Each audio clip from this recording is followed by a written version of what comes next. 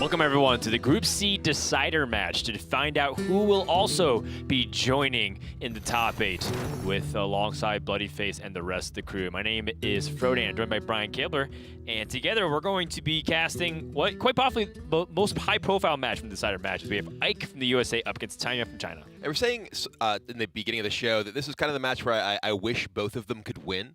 Obviously, Ike is a fellow member of Omni Slash. I have a rooting interest there. He also is my champion I chose for PAX. But Caimiao is just a super friendly, super personable guy. We saw a little bit with him. He was just saying, well, I hope my opponents think I'm friendly, because that's what I think is important. And both of these guys, they're really friendly. They're great guys. And it is unfortunate that we have to send one of them home after this match. That's right. There's no more room for error for any of these players. From this point on, it's win or go home. Ike bringing the mid-range hunter, even Warlock, the only odd Paladin in the entire tournament, and cloning Priest. Meanwhile, Caimiao has Cube Warlock, Clone Priest, Quest Rogue, and Deathrattle Hunter. The bans make complete sense. Clone Priest is very problematic across the board, so is Mid-Range Hunter. So these are both very good percentages. And it does slightly give Ike the edge, but it's not much of an edge. I would probably say a 51-52% favorite. So that's close enough to make me feel like this could go either way, Kibler. Yeah, definitely will be a very, very close match. And these players have already faced two opponents. They're 1-1 at this point. And Caimiao has probably looked the shakier of the two of them. He had a couple of moments where he had a missed lethal in one of his early matches. So it'll be up to him to really regain his composure for this crucial match.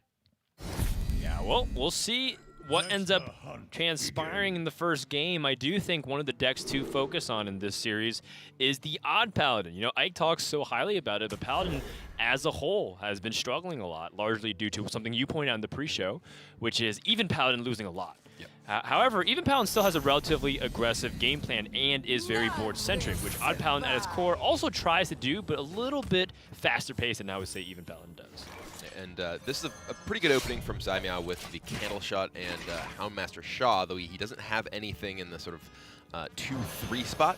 2 isn't something you typically expect to have as a Kel'Thuzad deck, but it's always nice. And 8 drop, not what he's looking for, but he can at least, if he so chooses, whittle away at this. If he does not, it opens him up to getting Blessing of Mighted from Ike here. Yeah, and I think that's something to consider as well. If you're Ike, you know, how aggressive can I be? Usually this kind of stuff is protected by a Righteous Protector, and then you're able to keep pushing damage while forcing the weapon off. I still kind of like the idea of just going wide, though, because we do know that Deathrattle Hunter tends to struggle against those wider boards. You know, they don't play things like Unleash the Hounds, for example. I do like the one copy of Defender of Argus, but, you know, it's just one copy, and he still doesn't even have anything of substance yet. Oh, there is at least a 3/3 Caimiao can play, and not just a deadly shot against the board of 5 minions. Yeah, that was a really big draw here from Caimiao. Had he not gotten anything, I would just already be ready. I'll be prepared to crown Ike the winner of this game already. And that does mean that if Ike chooses, he can trade off some of these minions, drop that Corridor Creeper. But it would leave him sort of in an awkward position. 4 minions dying, it would still cost him 2, so wouldn't be able to hero power. Yeah, in this spot, Ike has a couple of options. He can simply refill the board and trade in, like you kind of talked about. I think having Corridor Creeper come down as a 0-cost minion is more important than just getting the tempo right now.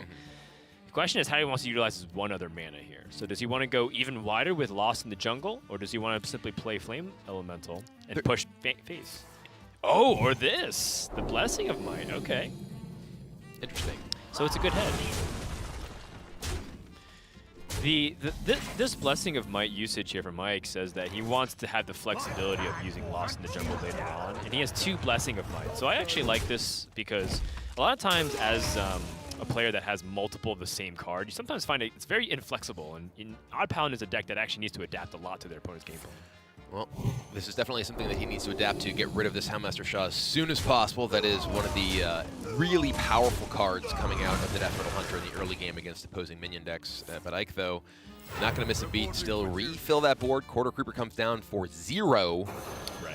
And that's kind of where the true power of that Corridor Creeper is, when it's 0 cost, and just as your opponent feels like they cleaned the board, you are right back in it. Yeah, and crucially, Caimiao's deck has only Deathstalker Rexar for any kind of legitimate AoE clear. He doesn't have As you mentioned, the Unleash the Hounds. You don't really typically see that very often in Deathrattle Hunter anyway. And as we see, Caimiao doesn't have the Deathstalker, nor does he have even a Grizzly, any kind of real defensive option. So he may be just looking to slow the game down and try to find those defensive tools with the Stitch Tracker we see in his hand. Sono Defender, one of the unsung heroes of this deck, capable of getting those even costed cards like Sunkeeper Tareem Abdul-Jabbar. Ooh, that is a big pickup for Ike here. That is a card that even if a Grizzly comes down, even if Kathrena comes down, King Crush, we're all the same in the eyes of the Titans. I mean, that is, you know, Sunkeeper Tareem is just the nuts. And you're really afraid of the Deathstalker Rexar, but in this position, you just play with Grizzly. You're not afraid of anything. Here comes Tareem. Oh yeah, Skyhook.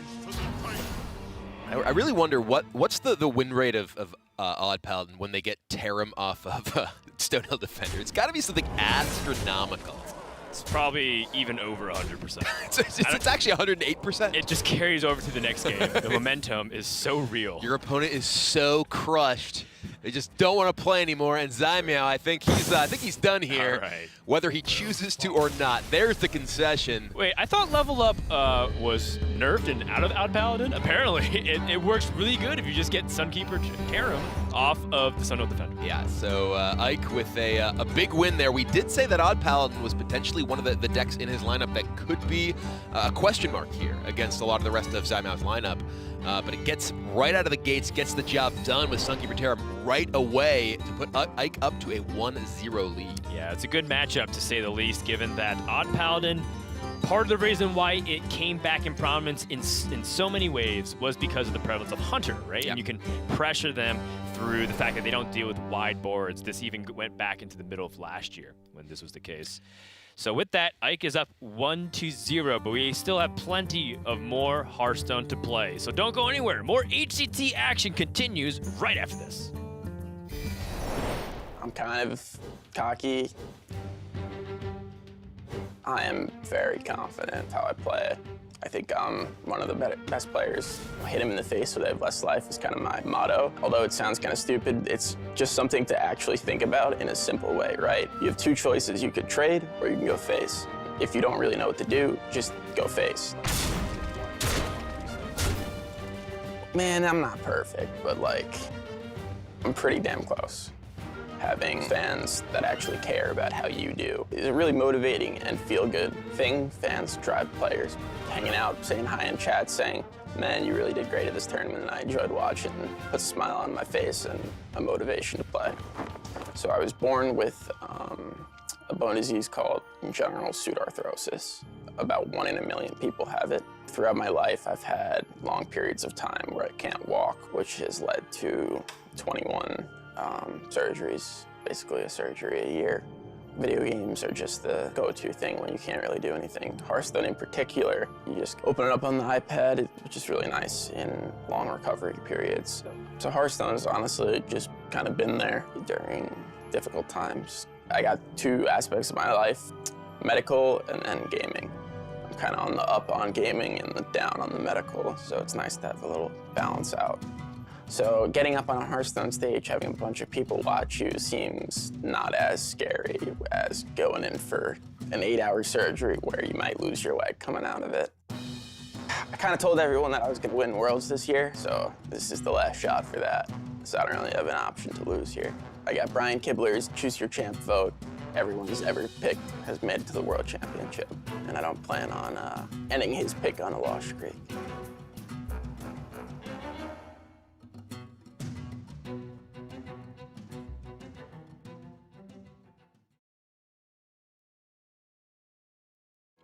大家好，我是菜喵，我来自中国的 LF 俱乐部。当然，我觉得你去做一件事的时候，然后有人支持你是很重要的。然后刚好我父母和我的朋友都很支持我，然后我也很开心。出场动画值1个人头，确实 lucky。我们的话没有这种，就中国有句话说3人行必有我师。 然后我们其实每个人都是互相的教练，然后我们都互相帮助互相嘛，然后我们都能从别人身上学到我们没有的东西。我打炉石应该已经有5年了，然后炉石这个社区基本上已经融入我的生活了，然后可以说我的生活里大部分都是炉石传说，然后还有这个社区，所以对于我来说，它绝不是一个人的游戏，然后它对我意味还是挺重大的。首先我其实没有太多这种情况发生，然后真的有这种事情的话，我可能就和朋友一起出去吃个饭就好了。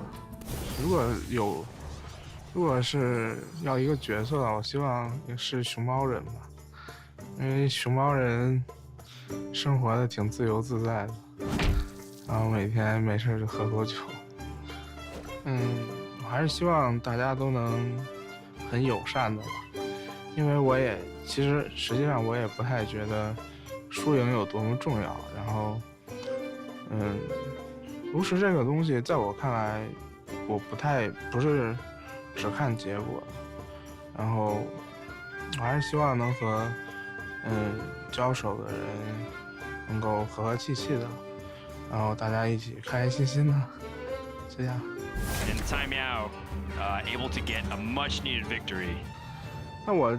那我就能和小 T 去台湾了呀，然后就能一起在台湾，我们都约好了吃什么了其实，然后如果真的能晋级，还是特别高兴。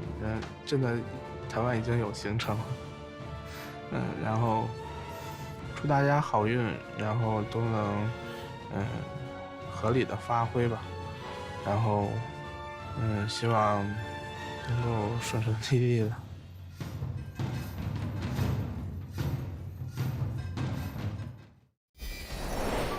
Welcome back, everyone, to the HCT Winter Championships Day number 3. It's Elimination Day. Every player that loses goes home. Every player that wins survives to play for that championship crown. And how can we root against either of these players after watching those interviews? They're both just such likable guys with such great stories, and like I said at the beginning, I wish both of them could win, but only one will remain in the Winter Championship after this match. Yeah, I don't feel so bad if Caimiao is the underdog and loses here, because at least he knows what he wants to do with his free time tomorrow, which is apparently eat everything that LA has to offer in terms of its delicacies. I can appreciate that. Yes. A Shake Shack just opened up down the street. That's right. I was lured in the other day. Kibler said in the caster Discord chat, he said, it's like the universe wants me to be fat. So it's true. So I was intending to go to like this poke place that I had gone to most of the time when we're staying down here. And I walked down there, and it was closed, and a Shake Shack had just opened. And I'm like, all right, you win. And it was very nice, and it smells great. It was delicious. Oh, you actually went? Yes, I did. I thought you were just saying that as a meme. No, it wasn't a meme. It was thanks, real. Thanks for the invite. All right, well, anyway, this is going to be probably a much stronger, well, definitely a much stronger matchup for Caimiao here, as he's going up against the Cloning Gallery Priest from Ike. And he already has a very strong draw. He has Devil's Sword Egg into Terror Scale Stalker, as well as that Nerubian Unraveler in his hand. We've talked about that quite a bit this weekend, but haven't really seen this matchup line up with that card. But it is very powerful in giving you a window to protect your boards, in particular your big Deathrattle boards against Psychic Scream. Yeah, it does show that Clone Priest has a slight edge, and I think that's largely predicated on how fast Deathrattle Hunter can get started. And when you mentioned that early game start with the Egg and a Terror Scale Stalker, and even having things like that Unraveler, I think that this might go the opposite direction. Normally, it might be 55-45 in favor of the Deathrattle Hunter, but if Caimiao's teching for stuff like this, he should feel a lot better. Yeah, and I do think that the Unraveler is one of the most powerful cards that you can play against Clone Priest. Their deck is really built around not only spell combos, but also just big expensive spells, and you can keep them off of Psychic Scream for a turn, or Cloning Gallery for a turn until they have to deal with your board. It can be very, very strong. Absolutely. Now, Ike, yesterday, We saw him be able to grab a turn 8 victory with the Xerx's Cloning Gallery card combo. And he said that he hadn't had a single game in his entire testing and session playing it where he won on like turn 9 or turn 8.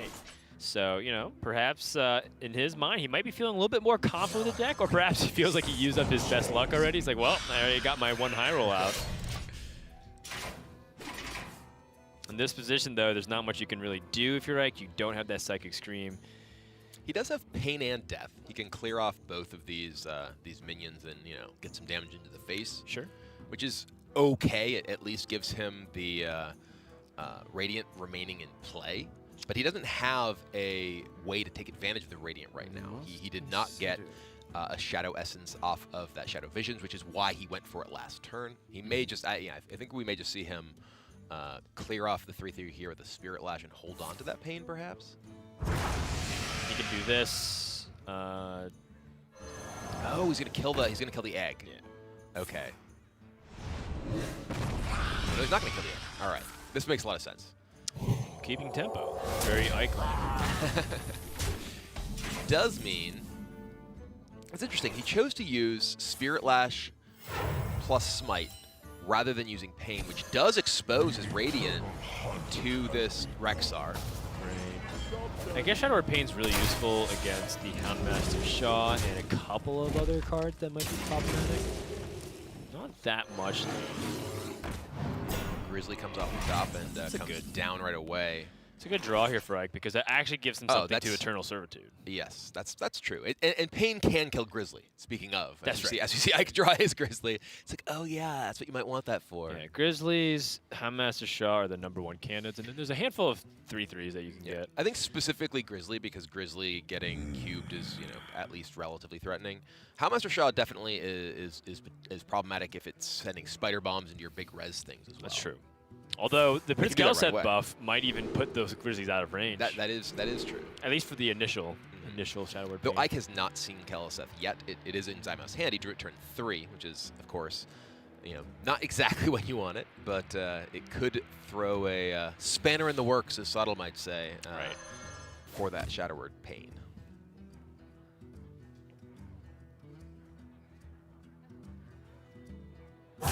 Caimiao has the Zombeast at 4 mana, which allows him to play at this turn. You know, I was kind of thinking that he might go for a Kelset setup, you know, like a Kelset Houndmaster Shaw this turn, but looks like he's holding on to it. And I mean, there is merit to that play. You know, Prince Kelset, people always talk about how powerful of an effect it has, and you know, believe me, it is a very strong effect. But the later the game goes, the less impact it has, especially if you've drawn like half the minions in your deck already, which looks like Caimiao has at this stage. Now, Ike, I mean, what can he really do in this spot? Not much. He has that Shadow Word Pain like we were talking about, but, I mean, outside of that? Get him for 3. What else do you do? I mean, I guess you could heal your opponent's egg to prevent it from breaking, but that doesn't do much. All right, Caimiao picks up another Devilsaur egg. So, without the Gilded Gargoyle dying, that means that there's no threat, and also always might being used, there's not much that Caimiao has to worry about for this turn to play a Rugen on Raptor. If your opponent's holding a lot of cards, hasn't played anything, and they're coming up on turn 8, probably usually want to drop that Nerubian Unraveler. He's already seen both of the Radiant Elementals too, so there's even with a cloning gallery, both Radiant Elementals are already dead, so there would be no opportunity to cloning gallery into spells. That's right, that's right.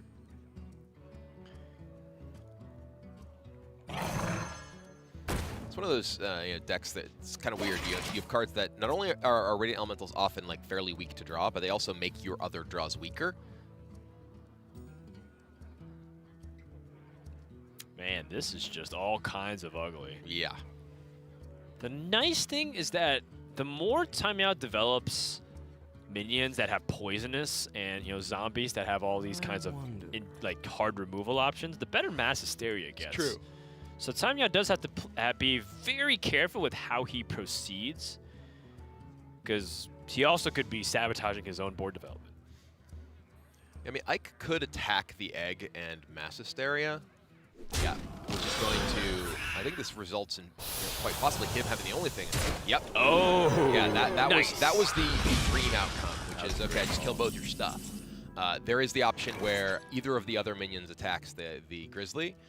The only bad outcome is if both of Caimiao's minions attack Grizzly, which means they both die and Caimiao's both live. So among the tree of possibilities, there's the dream and only one bad result. Yeah, so the average result would have been okay-ish, I guess. But the problem is that Ike is very low on resources, while Caimiao is just beginning the resource train. He picked up Cube, which allows him to land a really powerful zombies, and then Cube and any kind of play dead or Terror Skill Stalker.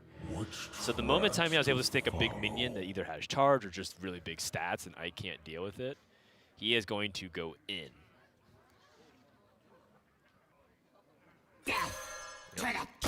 Decided it is time for Unraveler, which does shut down the possibility of Cloning Gallery. But as we were saying, Cloning Gallery is not something that would be tremendously powerful here. Ooh, Velen drawn. Okay, well.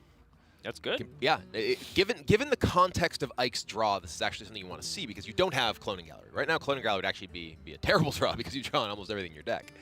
But Ike does have 2 resurrection effects, which means drawing your big burst combo opponents, you want to get them into your res pool. Yeah, he's deciding they want to kill this one and chip away at your face. Deadly shot, the draw for Caimiao. Yeah, it's very difficult to deal with this priest because it's damned if you do, damned if you don't. Don't clear the Malagos. He has 5 spell damage already, which makes things like Spirit Lash really threatening, although Radiant's been used. Excuse me. And then, of course, killing it means that it's in the Resurrect pool, which is also very scary. Caimiao could kill the Grizzly and cube his Unraveler, then fire off Deadly Shot. He doesn't have a way to actually...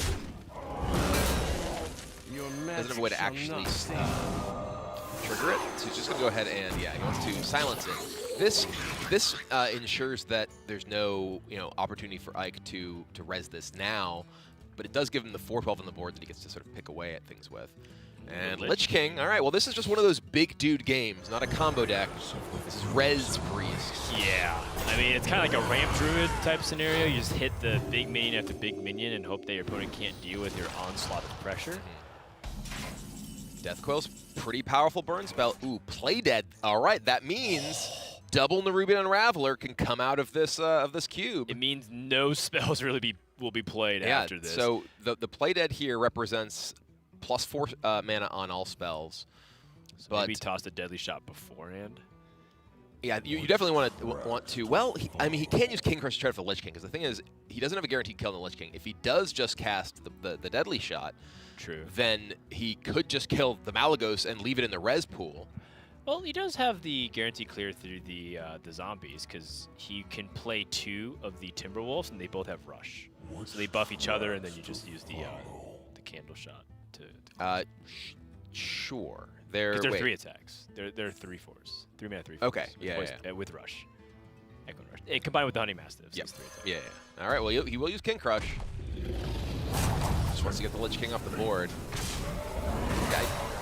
And this does leave him open to Play Dead. 2 more Unravelers. Oof. That's the kind of tech that you want to see. Right, and now very useful. Now it is impossible for Ike to play Psychic Scream. That is a 13-cost Cloning Gallery.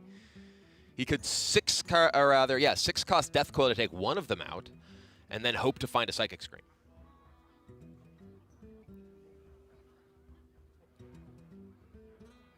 Yeah, he has to be really careful too, because Caimiao could continue pressing in with more Nerubian Unravelers as well. Right. Because if he plays Prophet Valen, the egg can crack, or the cube can crack open, and all of a sudden, your problems multiply even further. Caimiao is indeed weaving a tangled web here. Going to be a sticky situation for Ike to get out of. Nice. Isn't that what, that's what Malfurion says, though, right? A tangled web. Something like that. And he's playing Rexar. Well, you know what? Totally off-brand. All right, Lich King. Well, I was going to say, like, funny enough, he only has 3 minions in his Resurrect pool, so he guarantees a Lich King. And there is a scenario where, for example, he could pick up Doom Pact and destroy the entire board. Or he can just pick up the Frostborn. But if he Doom Pacts two more are coming out of the cube. True. I guess in another case, then you can get Frostmourne and just clean up these 5/5 systematically. Yes. And then obliterate, 6 cost. Death Knight cards would not be very good if they cost what the cards are in Ike's hand right now.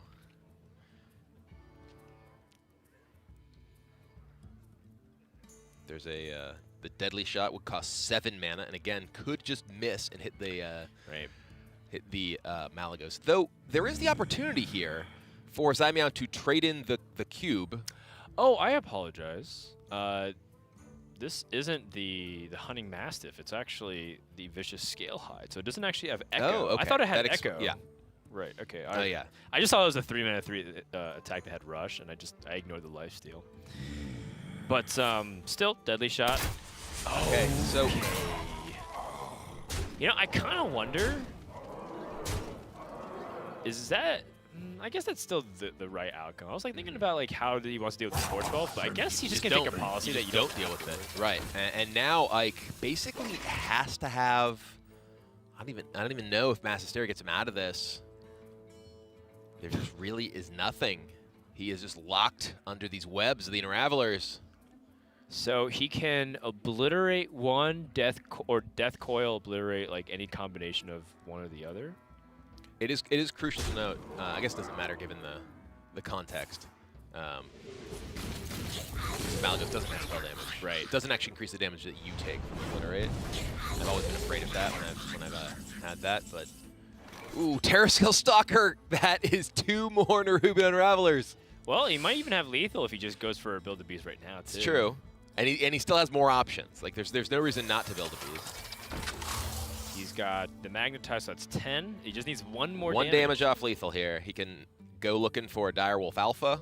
Stone Toes board. Life Drinker. See a little bit of smile from Caimiao. I think he may have been like, all right, I got him, and then realized, oh no, I don't. Okay. Mukla Charge. Mukla's funny because you give your opponent, 5 cost bananas. Oh wow, these are all really expensive. Okay, Ike's not out of it. He's still pretty much out of it. There's 2 more Unravelers coming down. That cube still has the Unravelers under it. He's at 1 life, or 2. Oh! That's Psychic Scream, but that is just screaming into the void as it's 11 mana. Well, look, Psychic Scream's finally balanced. But yeah, I mean, we've talked about this Nerubian Unraveler tech against Priest pretty much the entire weekend, and it has not come up yet, but this game, it is showing why so many players brought it in their lineups, as it is totally locking Ike out of the game. So many uncastable spells as Caimiao evens up the series. Yeah, well played, and of course, well teched. I mean, this is part of the reason why people are saying, their tech cards do need to exist, because when you throw them in, you're trying to target a specific strategy, and perhaps gives you a glimpse onto what to expect even for the future specialist formats, right? Like if you look at the ability to have a deck that can have a game plan against those OTK combo decks. Yeah, that was, I think a clinic of just how Nerubian Unraveler is so impactful against these big spell combo decks. And, people all sort of meme, fun and interactive. It's like, well, this is a way to interact with them, and it worked out really well for Caimiao. Well, it interacts by not allowing them to interact. It's like, my interaction is you can't do anything. Sure. Well, Deathrattle Hunter finally gets a win. One thing that we didn't really talk about was the struggle of Warlock. We mentioned in the pre-show, Warlock kind of bottoming out all the classes in win rate this weekend, at least in relevant sample size. And that might continue in this series because both of the Warlock decks seem to have vulnerabilities except for when they match up against each other. And that'll give Ike the edge of even Warlock versus Cube Warlock. Up until then, they're fighting like a 45 to sometimes even 35% underdog against some of these matchups. So we'll end up seeing what ends up happening in game number 3. Caimiao versus Ike. What do you think is going to happen here from this point on, Kibler? Well, I mean, as you mentioned, the Warlocks may be the crux of this matchup remaining. It is Caimiao playing the Cube Lock deck, which typically does struggle, and this is the matchup Ike, I think, is hoping for. You as the even Warlock can play Mountain Giant faster and more consistently than Cube Lock can. Cube Lock is a little slow to get going. and don't deal well with those early 8/8s. And now Ike, he's got that Mountain Giant in his opening hand. It's the matchup he wants. I think he's got to be feeling good. Right, and he's going first, so he doesn't. There is Skull. Skull is really powerful, but it's still only just a piece of the puzzle. And Ike will be able to get the Mountain Giant first.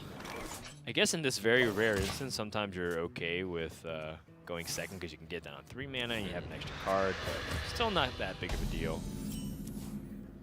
Second Doomguard.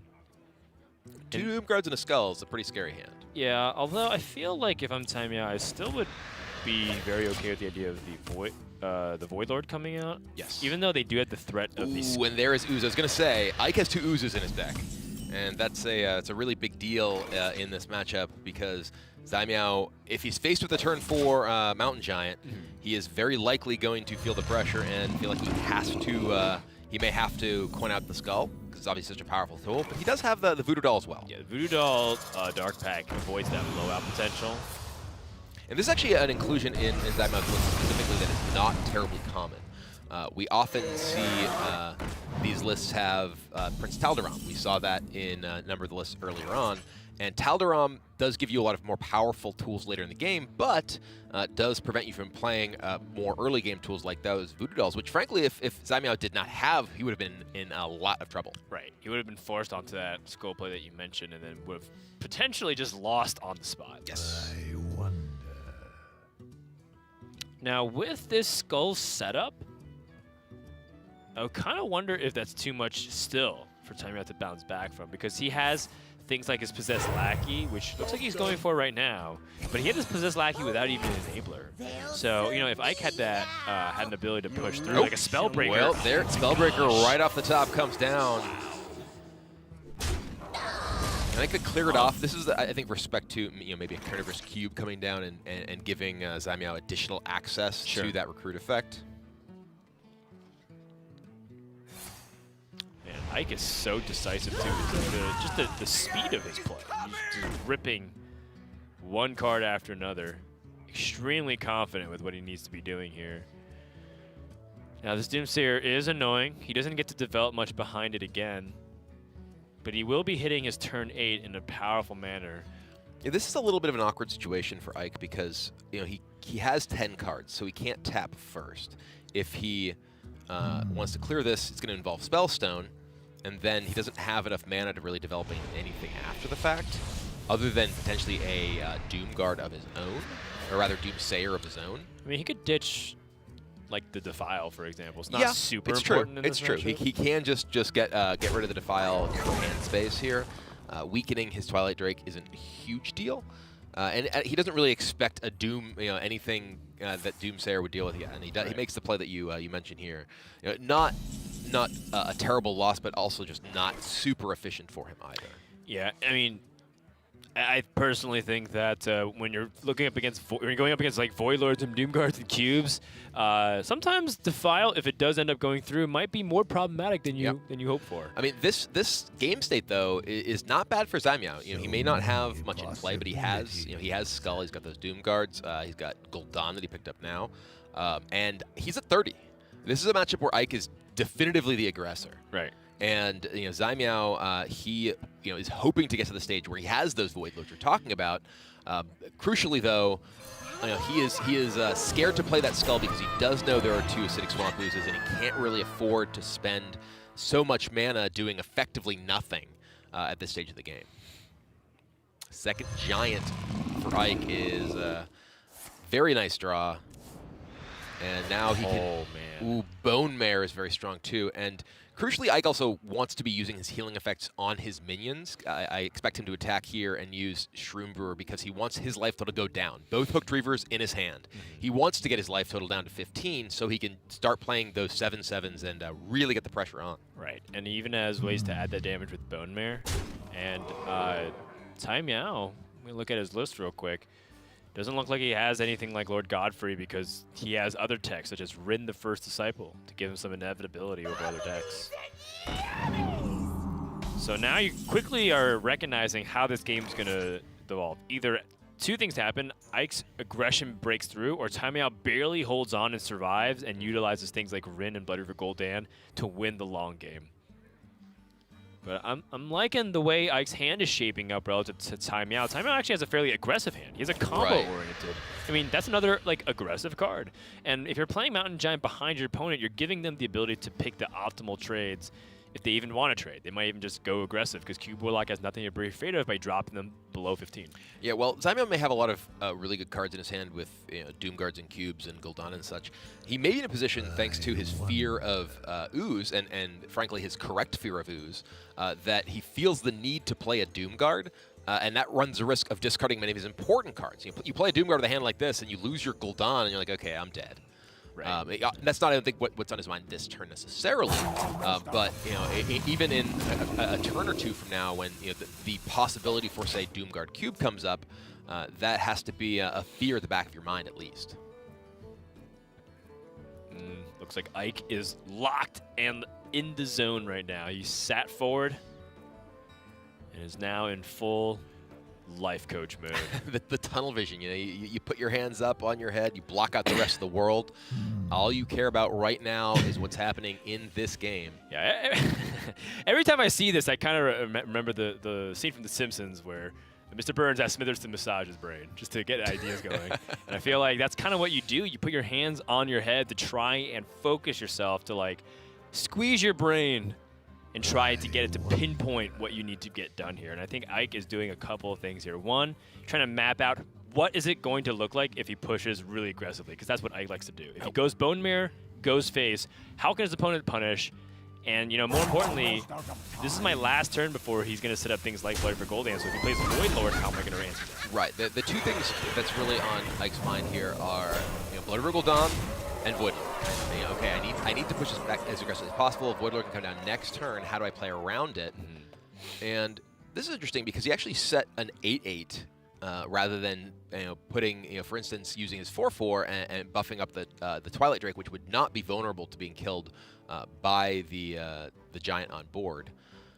That does leave him perhaps less vulnerable, not similarly vulnerable to any kind of removal effect like the Voodoo Doll #2. There's no silence effects in Caimiao's deck. Yeah, I mean, there's no silence. It could set up a better Defile yeah, if he was left Defile, with one health minion. Spellstone. That's probably his concern.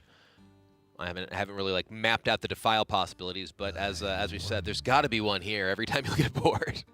It would set up a Defile like Defile Hellfire, yeah. right? Because then the Bone Mirror would take damage, and then it'd be a 1, a 3, a 4. Yeah, he could have played a 2 health minion of some sort, maybe. That's a pretty corner case scenarios, but I mean, that's what Ike's thinking about right now, like trying to shut down the Defile. Now Caimiao, stuck life tapping for some kind of answer, does not really have a good one. And by doing this, he's accepting that if Ike has a point of damage, which Ike does, he's got that Spellstone which can punch through along with the Twilight Drake, and we were saying this Warlock matchup may be the crux of it, and it is. 2-1 for Ike, he takes the lead.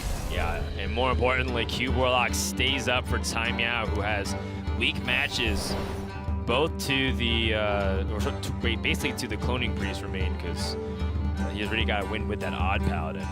And now Caimiao with his Quest Rogue and Cube Warlock, can it get through this last Priest deck from Ike? We have seen a lot of Cloning Priest throughout the entire tournament, and it has performed reasonably well. It hasn't been the dominant deck of the tournament or anything, but Caimiao's remaining decks, they are not Nerubian Unraveler decks. They are much less teched against Priest. Well, Quest Rogue versus Clone Priest is at least a good matchup on paper for Caimiao, but we will see what will happen in that Warlock game if we even need it, because we have seen some upsets already today and throughout the weekend. Don't go anywhere. When we come back, we're going to find out if Ike can close this out and send our first Chinese player home.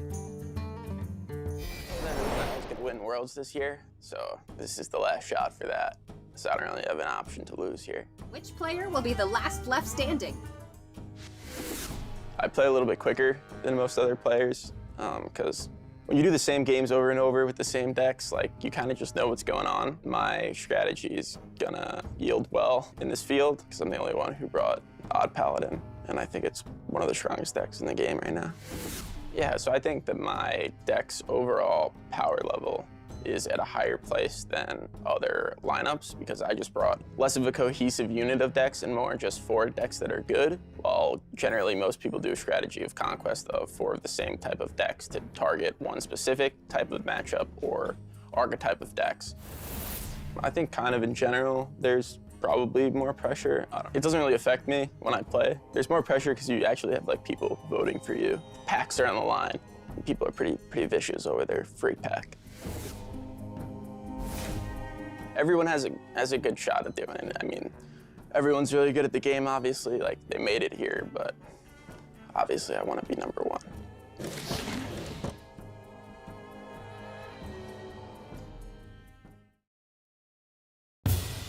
大家好，我是菜喵，我来自中国的 LF 俱乐部。我觉得环境变慢了，因为上一次版本的那个削弱之后，然后整体大环境都变慢了，然后那些强势的快攻卡组都被削弱了，然后现在整体的环境还是很慢的。And Caimiao's gonna tie it up and send it to Game 5. 我也会看大数据，然后也会从数据里面找那些就是对阵每个职业的优劣势，然后我也会看那个 HCT 上面的那些单卡分析，然后具体的话到具体卡组试验的话，我一般是和队友一起练，然后天梯的话也会打，但是打的少一点，主要还是以训练为主。He ended up losing a game that he thought he almost had guaranteed to win. I wonder if this is going to shake his confidence. 应该是我打法上的一些，比如说像我可能会贪一些激进一些，然后可能有时候效果不好，但有时候也能给别人很大压力。谢谢你们，相信我吧，然后我会尽力的，因为我也很看重这次比赛。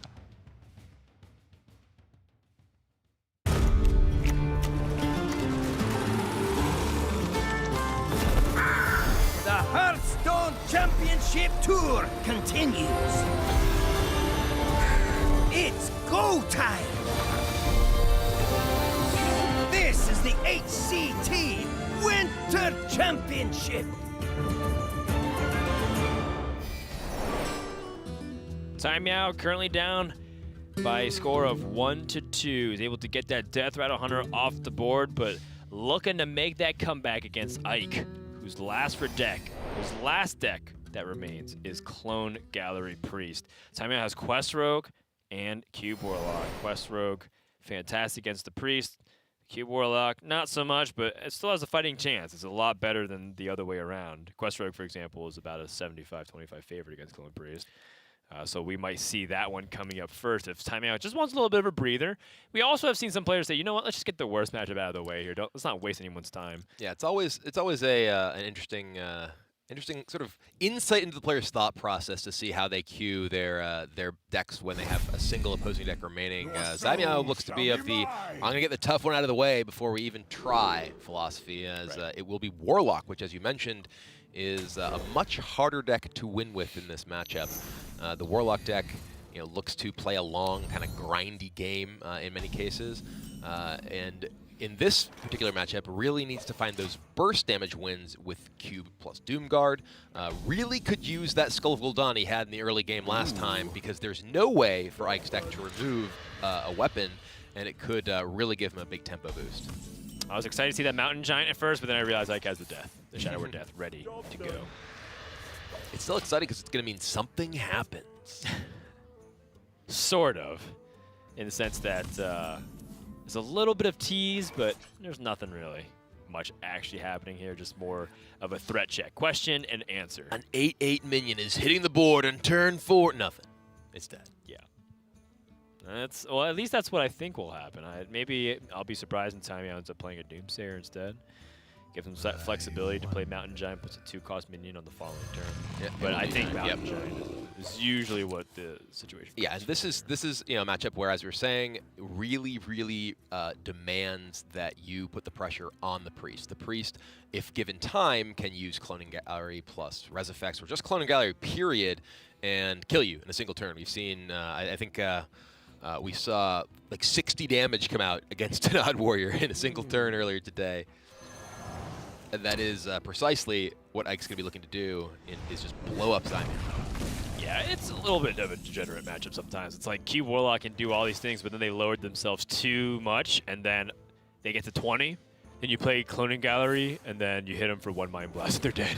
So we've seen that kind of happen before, where it's like, you know, as much as it's great to try and life tap a lot, you do have to be cautiously aggressive with it. Like, don't just go completely ham and eventually just go down to low life totals.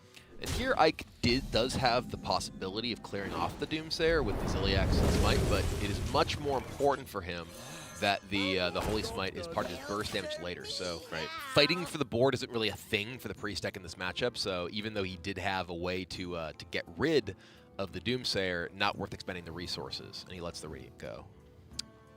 Well, it's a 2-turn countdown for Ike. He can actually just let this possessed lackey attack and, you know, not even be too afraid. If he coins out the Cloning Gallery and then just lands onto, you know, the normal combo of cards, and he just wins. He has the Holy Smite and he has a Mind Blast ready to go. Ways that can mess up is if he draws Malygos, Valen, or Radiant Elemental in the next 2 turns. Well, he's already drawn 1 Radiant Elemental, so he needs to have 10 mana for the Gallery plus Mind Blast plus Smite. Right. That's fair. And Caimiao taking his time here. You know, he has drawn both of his Void Lords. He knows this Possessed Lackey represents a Doomguard. So he could, you know, just kill the Lackey and get some damage in, and, you know, potentially just leave it up, which gives him the possibility for Cube plus Pact for more Doomguards. Yeah, what's the best play here? Is it going as aggressive as possible? Is it setting up a Spirit Singer Umbra so you can maximize your damage in the following turn? Maybe just Rin. He's just going to cube it. Okay. And it's most amount of damage. Get the Doomguard in. Yep. And you know, Ike does not have a Psychic Scream. He does not have an answer to this right now. Mass Hysteria does clear both of these, but does leave 2 Possessed Lackeys, which we know means just 1 Doomguard eventually. It's 1 Doomguard, but 9 power is a lot more than 4, so I'd be okay with that if Ike just wants to pass a turn again and take it a lot slower. He's still at 25 after he Mass Hysterias and heals. Still feels relatively safe. What gets scary is when your opponent has that Doomguard on board already, and then they cube and Pact. Although I wonder if Caimiao, by using a cube, is trying to lure Ike into a false sense of security, thinking that his burst range is reduced. Yep, and it will be the Mass Hysteria. Does leave 2 of these Possessed Lackeys on the board. Oh, that's a big draw for Caimiao here. That lets him Defile.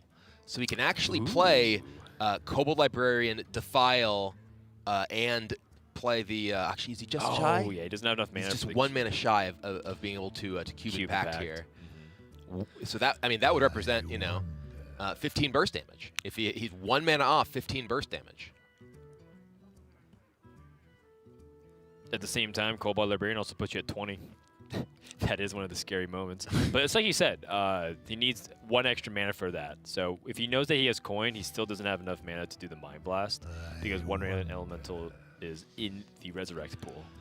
Caimiao may be thinking, okay, well, I can attack with both of these, then I can just Spellstone one of my own lackeys here, get the Doomguard into you. That's fair.